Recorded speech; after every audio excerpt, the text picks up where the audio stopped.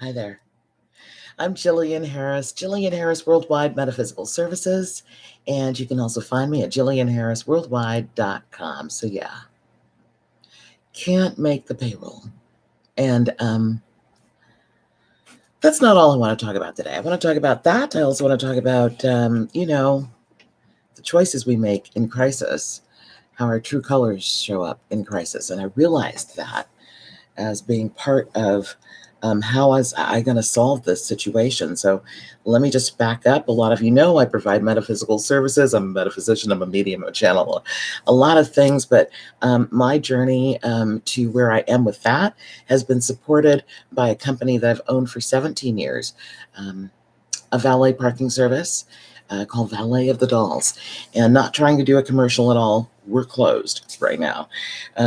So we're an all-female valet parking service. We do private events, and we've been extremely successful since right out of the gate. But this is the first time that we've been hit by something like this. I kind of knew what was going to happen. Prior to starting this company in 2003, I worked for another valet company, and I was with them when 9/11 happened. So I saw the systematic cancellation of, events and stuff, and I figured that's exactly what's going to happen with this. As soon as America is not happy, they don't want to gather.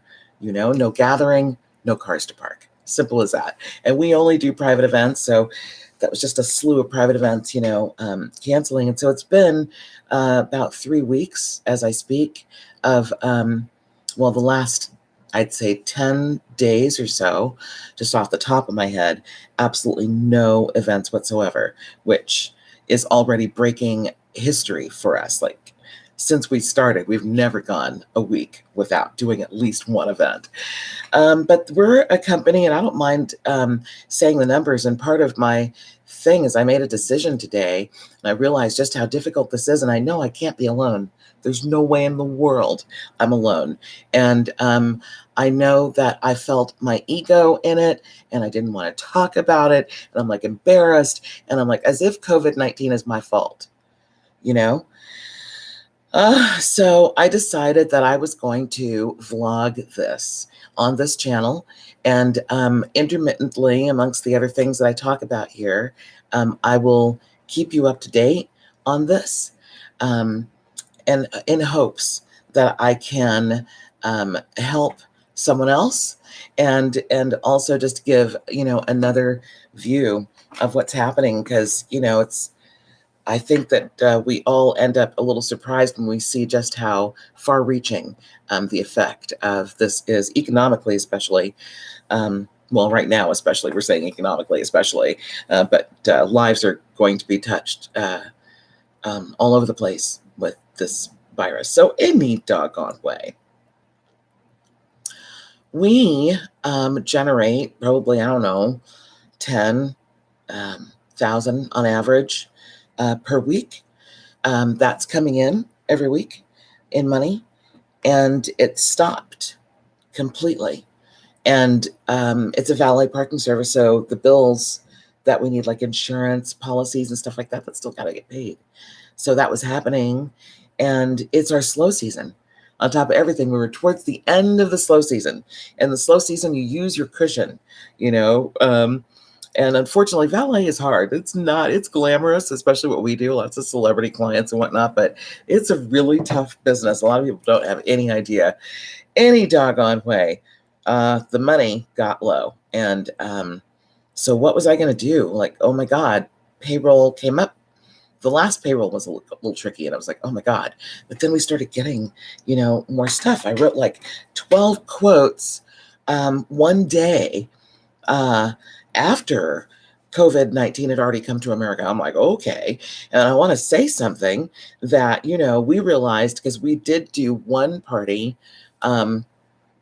as it got really serious and scary, and realizing that, and it had come to America, the acknowledgement that it was here was out in the media. And so we're like, okay, how are we going to do this? Cars are going to come. You guys need to wear gloves. We need to sanitize our hands and stuff. But the thing is, real life for valet, these cars are coming like bam, bam, bam. So there's no time to change gloves, sanitize in between. So while we might be keeping our own hands safe, if the virus is on a key ring or a key, we're going to take it and we're going to take that key and we're going to hang it on the board. And then that key, and take it to another key, to another car, to another steering wheel, and to another door, and you know what I mean? And it's going to go through a slew of cars until the rush is over. And then now valets do what's good for them, and they'll get rid of their gloves, they'll sanitize their hands. But the damage is already done. We've already spread it from car to car to car to car to car. And the fascination to me is that we are talking about an invisible, microscopic, invisible thing, virus, that it's invisible. And I have so many friends who are millennial and they're not hearing me. They're starting to hear me now. But unfortunately, I'm not in touch with all of them. But it stuns me the amount of people who are not. Oh, and I just got a roommate. He's 30 years old. And he's like, no, don't worry. I'm not around anybody. So I guess he gets that. That's good. But I feel like for a minute, I'm going to be, chasing him with my Clorox bleach wipes. But any damn way. So here's the dealio. I approached this moment just to get back to the meat of the story. And I knew that the payroll was not only going to be a challenge and maybe an impossibility to be on time anyway, but people were going to be canceling their cancellation fees. I was going to have to tell clients that, because the coffers are now low. The bank was like saying funny things to me now that I was still managed to pay the insurance policies and all this other stuff, but there's no money coming in. And so now other stuff is coming up. So here we are. Folks are canceling. We owe some clients some money, refund money, and there's a payroll, like 27 employees.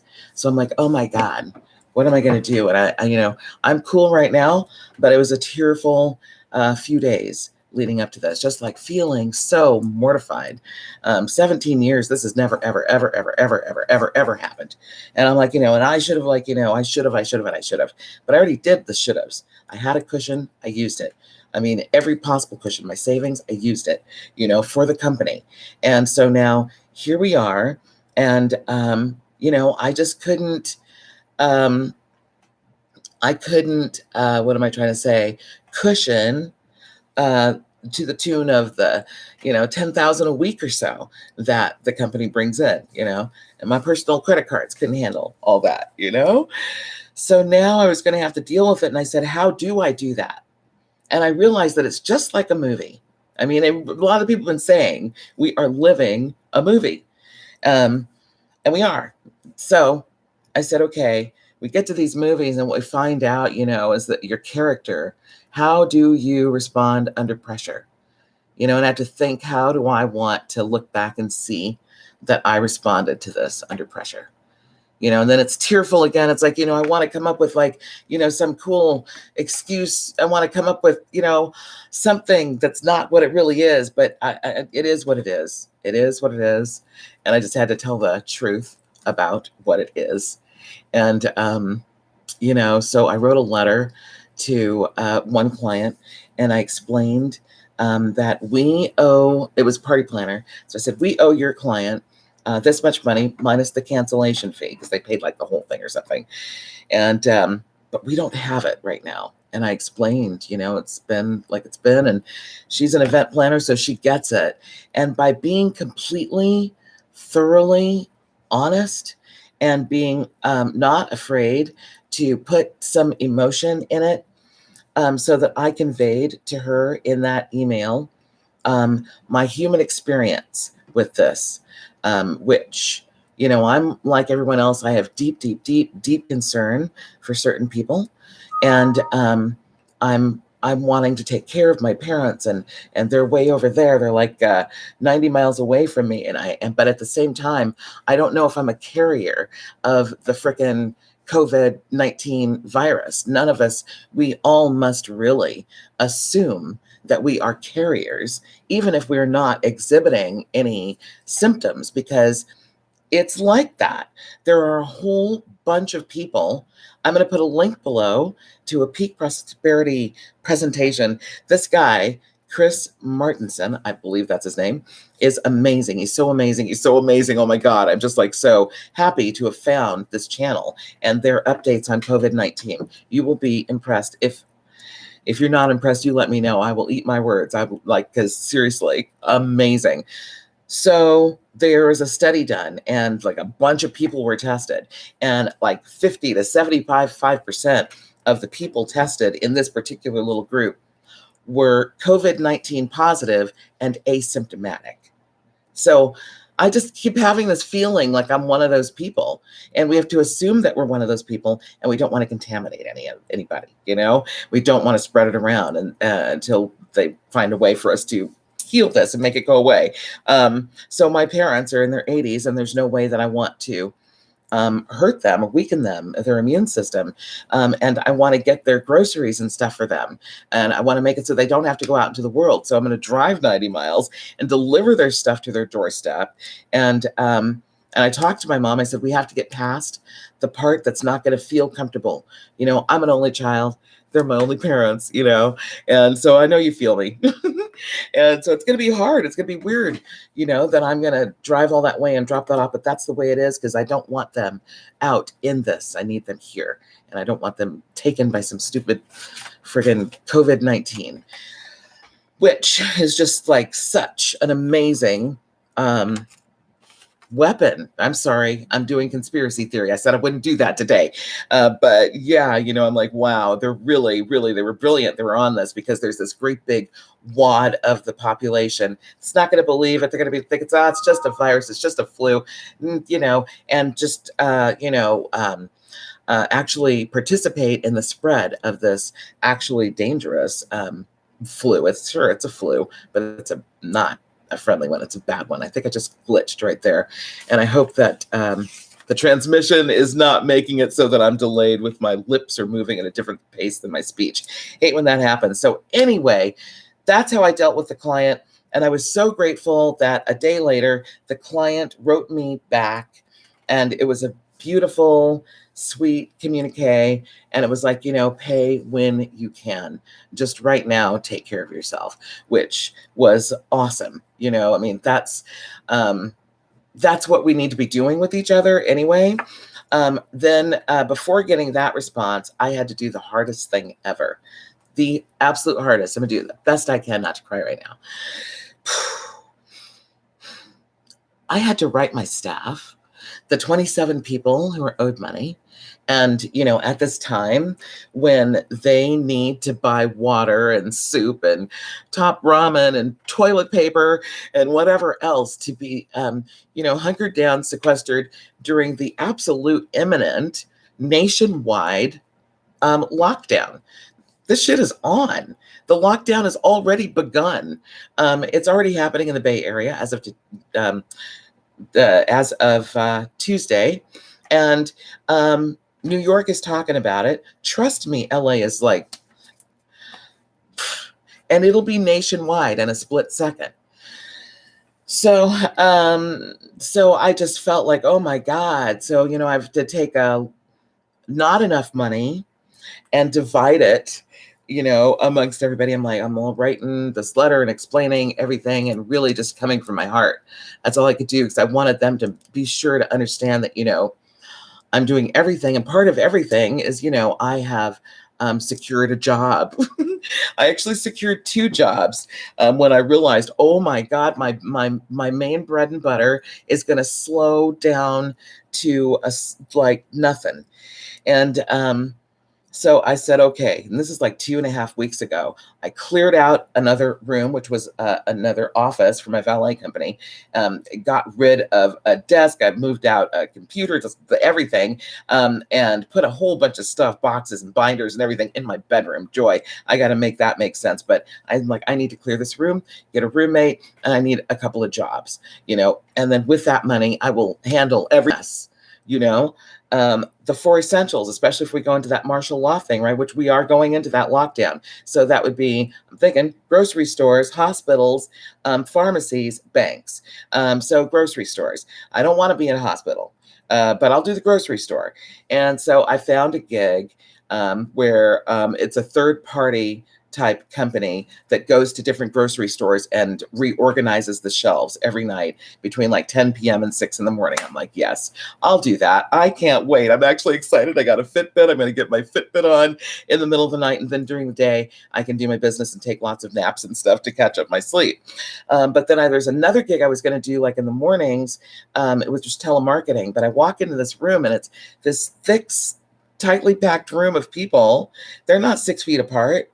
I just felt like I was going to catch everything and some COVID-19 like in no time. So I'm like, no, I'm not doing that. I need to be well and healthy to carry on and be the bionic boss and daughter and, do everything. And I guess take care of myself so I can take care of everybody else. That's, that. So I send this letter to my valets. And I just, was very authentic and real with it. And I admit emotional with it because this whole thing is emotional to me. And to me, that's actually part of the upside, that we attach to each other and communicate love and authentic, heartfelt emotion to each other, and that we come from there because this is a quality of life kind of saga that we're living. And so to come from that way. So I did that with them and I got a few responses that were absolutely, touching, not all of them, then not everybody responded. Some folks are like, I'm sure. But I can only just tell the truth. That felt so freeing for me to tell the truth. And now I go forward and just do the very best that I can. And to rectify and solve everything and bring it all back. Hopefully, I think it's going to be like 3 months. I buy that. But so, yeah, I said, you know what? I'm not going to hide behind any sort of pretense. I'm going to step out here and tell the truth about my experience with COVID-19 as a CEO of a very cool company with some really great employees, some wonderful people. They're just wonderful people, and they happen to work for me. I don't really believe in hierarchy that much. I believe in more of a heterarchy, where everybody is basically the same. We just all have different stuff to do. So we all deserve the same respect and love and compassion. All right, so that's my story. Jillian Harris, Worldwide Metaphysical Services. Find me at JillianHarrisWorldwide.com. And I will talk to you again very, very soon. Where's my thingy? Okay, be well.